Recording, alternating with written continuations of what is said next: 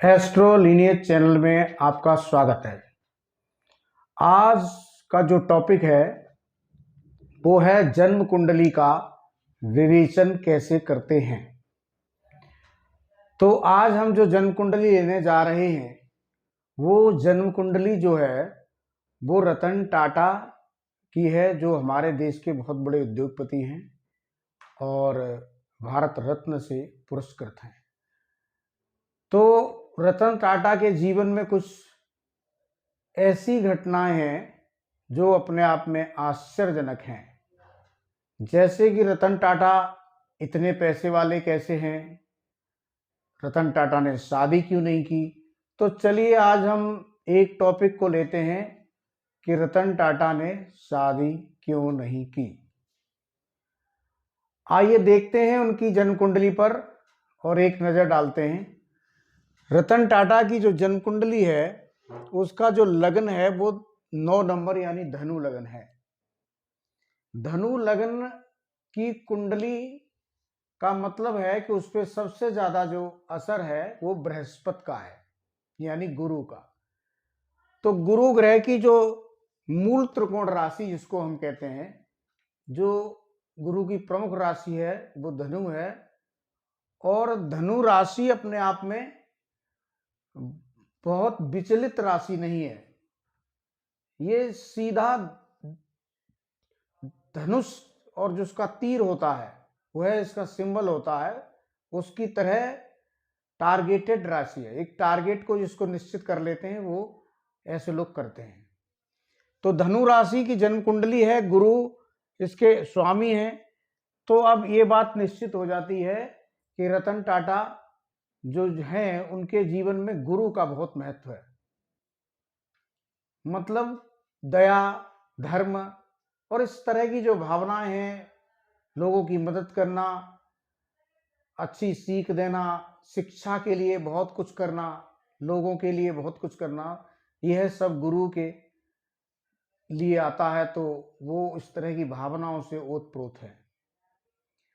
और जो गुरु के संस्कार में जो अधिक रहता है उसकी जिंदगी में जो वैवाहिक जीवन वाला सुख है उसकी तरफ ऐसा व्यक्ति कम जाता है।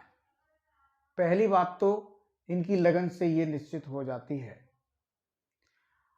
अब इनकी कुंडली को अगर देखें तो लग्न पे सूर्य, बुध और शुक्र 2 ग्रह बैठे हैं। दोनों ग्रह में जैसे यहां शुक्र हैं, थोड़ा सा सही कर देता हूं।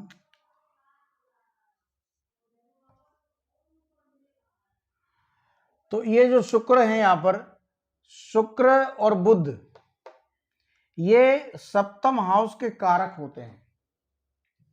और बुध यहां 3 नंबर राशि है, तो बुध यहां का स्वामी भी है, क्योंकि बुध मिथुन राशि के स्वामी बुध होते हैं। और बुध कहां बैठा है? लगन पे बैठा है। और यहां का जो कारक ग्रह होता है वो शुक्र होता है। तो कारक भी लगन पे है। और इन सबको सूर्य ने, आप देखें तो सूर्य ने अस्त किया है। सूर्य के साथ जो भी ग्रह बैठ जाता है वो ग्रह कमजोर हो जाता है। तो इनकी शादी की बहुत बड़ी इच्छा ही खत्म हो गई। इनके जो वैवाहिक जीवन है उसकी इनकी शिक्षा, इनकी जो इच्छा थी वो ही नहीं रही। उसके लिए ये कोई लालायत नहीं है कि शादी बहुत इंपॉर्टेंट है। कोई एक क्षण भी ऐसा कोई आया जो इन्हें ठीक नहीं लगा और उन्होंने शादी नहीं की। तो ये शुक्र बुध चूंकि सूर्य ने अस्त कर दिए, सूर्य की दृष्टि सप्तम हाउस पर पड़ेगी। जैसे सूर्य 7वीं दृष्टि से, सूर्य की जो दृष्टि है वो यहाँ आएगी। तो सूर्य की यहाँ दृष्टि भी है, यहाँ के स्वामी बुध हैं, यहाँ के जो कारक हैं शुक्र हैं, वैवाहिक जीवन के भी कारक शुक्र हैं। तो ये इन्होंने यहाँ अस्त कर दिया। तो यहां से संबंधित जो व्यक्ति होगा उसका भाव कमजोर हुआ, लेकिन यह व्यापार का भी भाव है। तो व्यक्ति तो यहां कमजोर हुआ लेकिन व्यापार कमजोर नहीं होगा, क्योंकि यहां सूर्य बुध होने के बावजूद भी शुक्र होने से यहां व्यापार के लिए ये योग अच्छा हो गया। और ये जिस कहते हैं एक चीज में कमी होती है तो एक चीज बढ़ जाती है। तो ये शुक्र बुध चूंकि लगन पे आ गए तो इन्होंने इसको बढ़ा दिया। और सूर्य चूंकि सूर्य सरकार है तो ये सूर्य बुध शुक्र लगन पे होने से ये सरकार से कम नहीं है, यानी कि सर खुद में अपने आप में एक सरकार है। इस सरकार के लिए काम बहुत करते हैं, सरकार का सहयोग बहुत करते हैं और एक तरह से कह सकते हैं इनकी अपनी ही सरकार है। इतना इनका बड़ा बिजनेस है कि ये अपने आप में एक सरकार है। तो सूर्य बुध शुक्र यह है। अब आप देखेंगे कि चतुर्थ भाव में शनि बैठे हैं। शनि की जो दृष्टियां हैं, शनि की एक दृष्टि 10वीं दृष्टि लगन पे पड़ेगी। तो शनि संन्यास का कारक है, चतुर्थ भाव मन का भाव है, मन भाव में शनि बैठे हैं।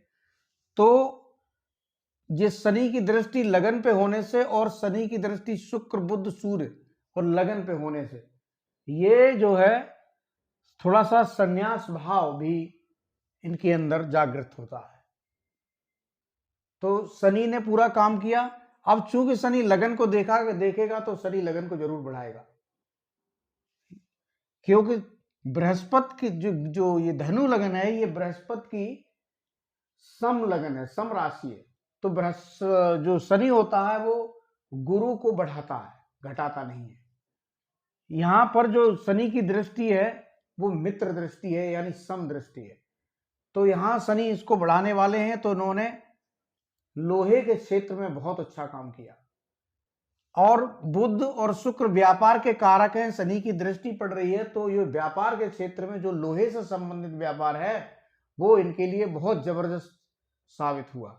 और यहां पर सूर्य भी बैठे हैं। जब सूर्य लगन पे आए तो कहते हैं कि ऐसा व्यक्ति अपने पिता के लिए कुर्बान हो जाता है।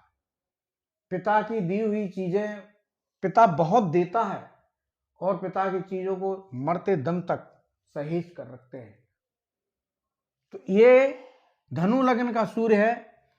अब इनका एक दूसरा जो कारण है वो इनका घर, चूंकि बृहस्पति का है, बृहस्पति अपने से 11 में है, अपनी नीच राशि में है, शनि की ही राशि में।